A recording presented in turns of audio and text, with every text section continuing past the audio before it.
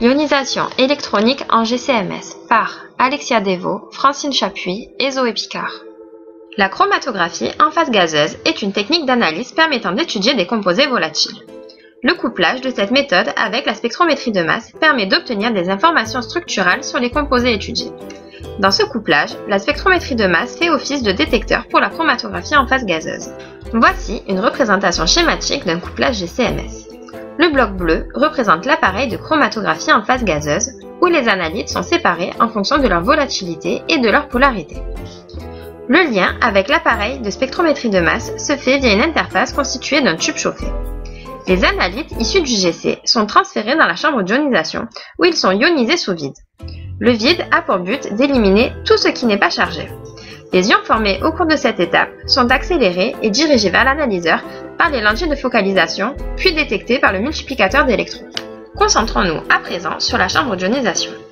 Les analytes issus du GC, représentés ici sous forme de cercle noir, passent à proximité d'un faisceau d'électrons.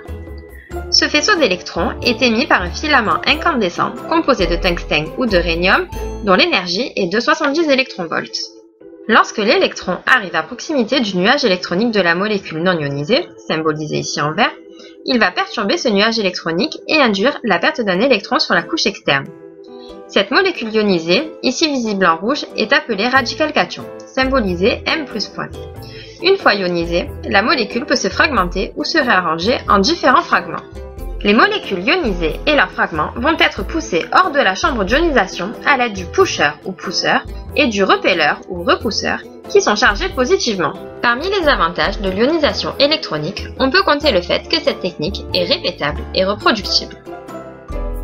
De plus, les composés apparaissant sur le spectre de masse peuvent être identifiés grâce à des bases de données internes, publiques ou commerciales, ce qui facilite grandement l'interprétation.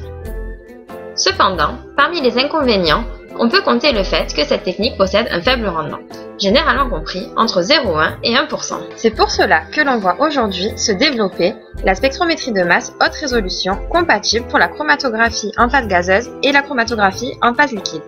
Pour ces méthodes, l'ionisation utilisée est proche des techniques d'ionisation à pression atmosphérique.